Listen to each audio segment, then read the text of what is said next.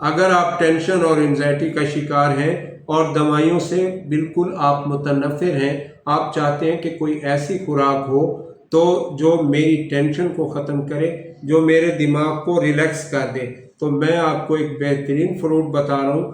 لوگ tension depression کو ختم کرنے کے لیے نشہ آور ادویات لیتے ہیں، شراب بھی پیتے ہیں اور پتہ نہیں کیا کچھ کرتے ہیں، پھر بھی ٹینشن ختم نہیں ہوتی۔ تو میں آپ کو بتا رہا ہوں ایک لاجواب فروٹ، خوشبو سے بھرپور، مزیدار، بہت سستا فروٹ۔